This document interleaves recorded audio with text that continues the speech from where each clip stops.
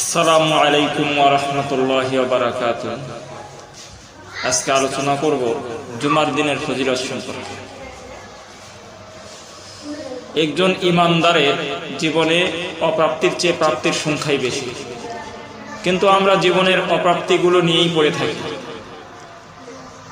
অপ্রাপ্তিগুলো নিয়ে পড়ে থাকি বলে প্রাপ্তির শুকরিয়া আদায় করতে পারি না, ফলে অশান্তি আমাদের জীবন থেকে যায় না। আল্লাহ বলেন, তোমরা যদি আল্লাহর নিয়ামত গণনা করো তাহলে গুণে শেষ করতে পারবে না। প্রিয় ভাইরা আমার, দিনী এবং দুনিয়াবি এমন অনেক বিষয় আছে যা উম্মতে মুহাম্মাদী হিসাবে একমাত্র আমরাই পেয়েছি, অন্য নবীর উম্মতগণ পাননি। তন্মধ্যে একটি হলো জুমার দিন। হাদিসে এই দিনের অনেক ফজিলত বর্ণিত হয়েছে। যেমন 1 নম্বর ফজিলত হলো জুমার দিন এই উম্মতের একটি বৈশিষ্ট্য, সহিহ মুসলিম। 2 নম্বর হলো জুমার দিন হলো সমস্ত দিনের সর্দার, মুসান্নাফে ইবনে আবি শাইবা। 3 নম্বর হলো জুমার দিন আল্লাহর কাছে 2 ঈদের থেকেও শ্রেষ্ঠ।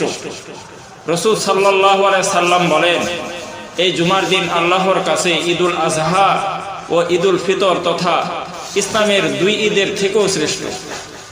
মুসান্নাফে ইবনে আবি শাইবা। জুমার দিনের আরেকটি বৈশিষ্ট্য হলো জুমার রাতে আল্লাহর কাছে বান্দার আমল পেশ করা হয়।